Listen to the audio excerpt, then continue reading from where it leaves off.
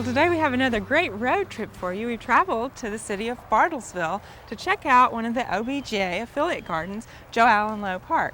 And with us today is Chuck Parkin, and Chuck is City Forester for the city of Bartlesville. Great.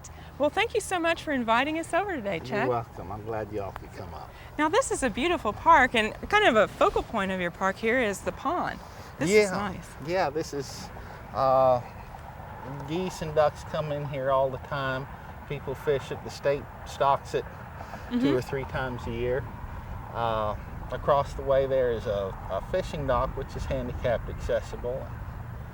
They use it for fishing. They use it for throwing bread to the ducks. Now, it's a lot of fun. This also has some picnic areas and places that people can just come out and enjoy. It's got some picnic areas. It's got an entryway to our Pathfinder Parkway system, which is 11 miles of paths that go to several of the parks in town. Oh, that's great. And then our arboretum. We've got all our trees marked as to what the common name is and what the scientific name is, which is great for the 8th grade students when they have to make their leaf collection. Oh, it is. They don't have to go to the library and bang their heads on the wall. That's good. Now, as a park, this is mainly a collection of trees and arboretum. You said, how many trees do you have here?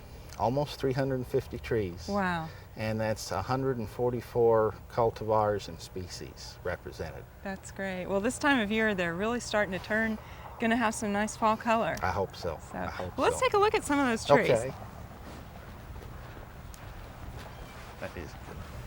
Now, Chuck, you've got some nice fall color just starting here. These are pretty. That's right. These are all cattle maple. There's that one, the yellow one, the orange one, there's a red one back behind.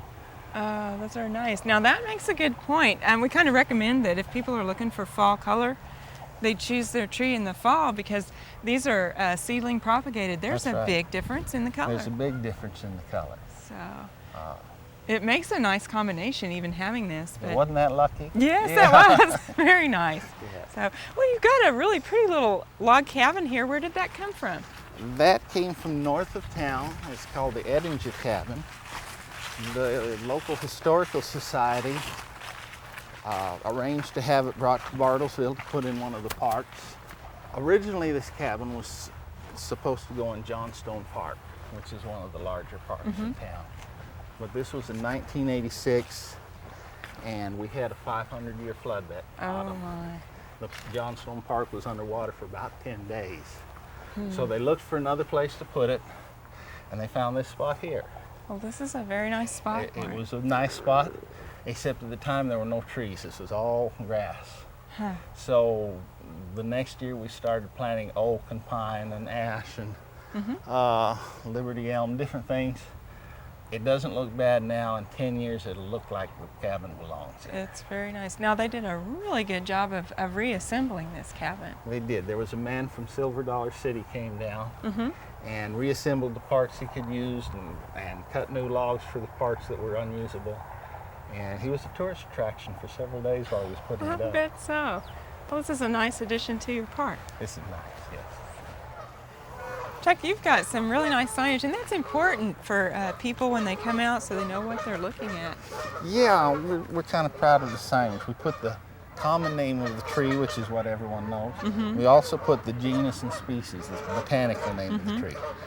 On top of that, we put about the maximum height and spread you could expect, and the date the tree was planted. Now that's nice. People know, just how old that tree is, and also its maximum height. Sometimes people get a little, they don't plant things in the right place. Yes. So now you've also got a really great kind of memorial system here. Yes, people can either donate trees or adopt existing trees. So far we've got about 55 memorial trees out here. That's really nice. That's a good way for people to remember. That's right. So, now, you actually still have slots for that. Yeah, we have many slots. We can still use a lot. Now, you've also got some great picnic facilities, and this looks just a little bit different than your normal picnic pavilion. This is. It's got 3 posts instead of 4, and the roof is 3-sided. It was designed by students at the Frank Lloyd Wright Foundation. When the park was dedicated, part of the understanding was we'd have some shelters like this. So the park department got the design, and the park and building maintenance people actually did the construction and put it in.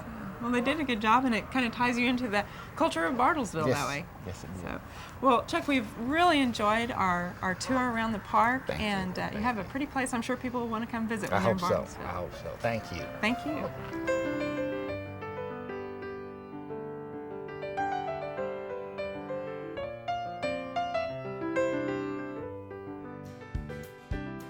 We hope you've enjoyed this classic from the Oklahoma Gardening Vault.